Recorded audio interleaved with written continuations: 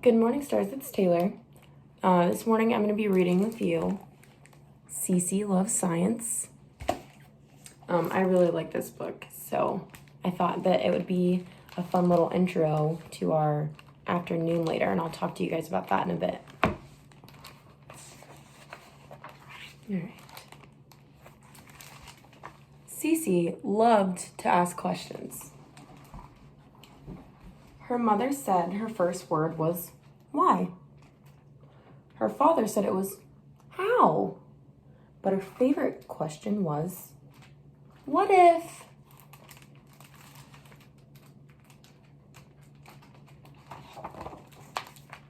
"You would make a great scientist, Cece," said her teacher, Mrs. Curie, because science is all about asking questions.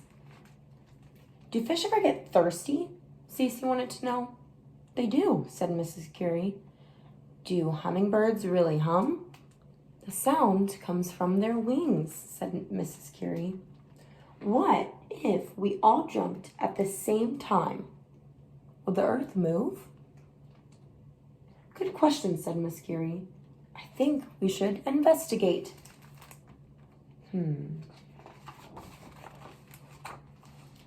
Miss Curie told Cece and her friends about famous scientists from history, such as Caroline Herschel, Thomas Edison, George Washington Carver, and Jane Goodall. She also introduced them to many different sciences. Geology is the study of the earth. Biology is the study of living things. Entomology is the study of insects.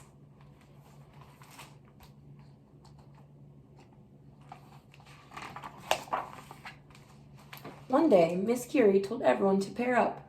"For our next project, I'd like you to pick a science you are curious about and come up with a question to investigate," she said. Cece and her best friend Isaac were a team. They both loved zoology, which is the study of animals. Now they just needed to think of an interesting question. First, they brainstormed a bunch of ideas. Science is all about possibilities. "Is a bear ticklish?" Cece asked. "Do we really want to find out?" said Isaac. "Do pigs know when they are smelly?" Cece asked. "Only a pig can answer that," Isaac said.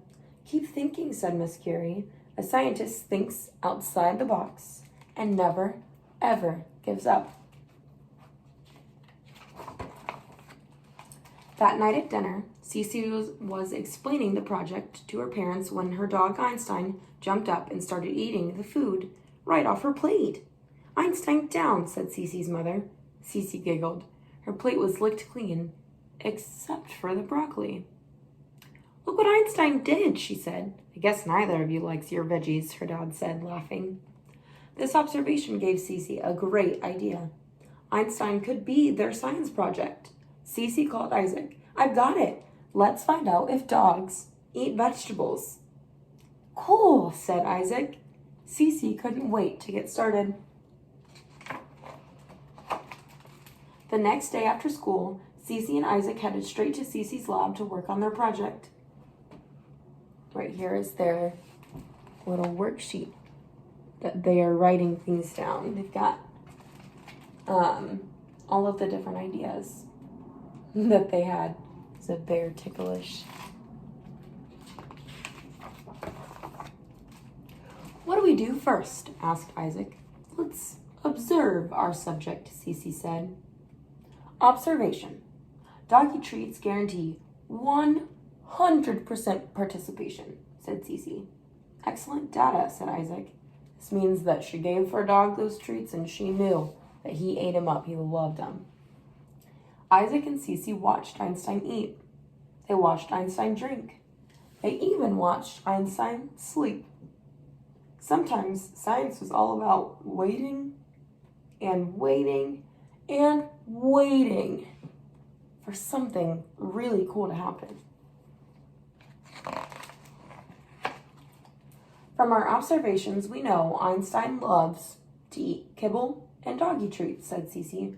"Now we need to investigate our question," said Isaac. "Do dogs eat vegetables?" "I already know Einstein doesn't like broccoli," said Cece. "I don't either." "Let's test some different veggies," said Isaac. It's experiment time, said Cece. Finally! Cece and Isaac tried carrots, beans, and cucumbers. Einstein turned up his nose at each one. What if we disguise the vegetables with bacon and ketchup? Isaac asked. This time, Einstein was interested. He ate the bacon and licked the ketchup off the vegetables. That means he likes bacon and ketchup, said Cece. What if we just mix up vegetables with his kibble? Asked Isaac. I bet he won't even know the difference, said Cece. Einstein ate all his kibble, but left the vegetables in the bottom of his bowl. Einstein might not eat vegetables, but he sure is smart, said Cece. Cece gave Einstein a treat and rubbed his ears. Good boy, she said. She looked at Isaac and shrugged. Now what? We're supposed to interpret our data, said Isaac. Einstein definitely loves to eat, said Cece. He sure doesn't like broccoli, said Isaac. He doesn't like any vegetables, added Cece.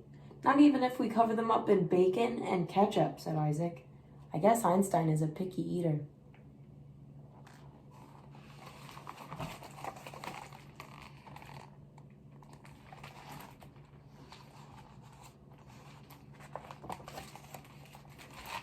That night at dinner, Cece was so disappointed she didn't even finish her dessert. Maybe I'm not a real scientist after all, she said. Our project was boring. I thought you asked a great question, her dad said. Einstein put his paws on the table and sniffed Cece's banana split. Einstein, Cece giggled. Naughty puppy. Her mother laughed and pulled Einstein away.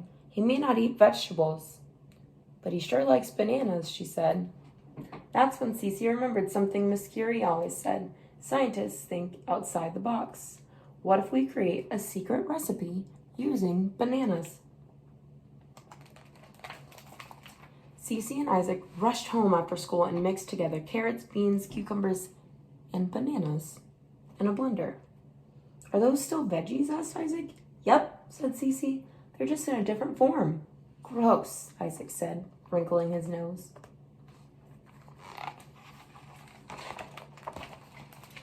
Cece poured the mixture into Einstein's bowl. How about a special smoothie? She asked, patting his head. At first, Einstein looked confused. He circled the bowl. He sniffed the bowl. Then he got down on his belly and he wagged his tail. And then he slurped down the entire thing. Look, he loves it, said Isaac. In science, not all results are totally predictable. Einstein does eat vegetables when we mix them with bananas. And that's when Cece made the most extraordinary observation of all. Science isn't just about asking questions. Real scientists have fun finding answers too.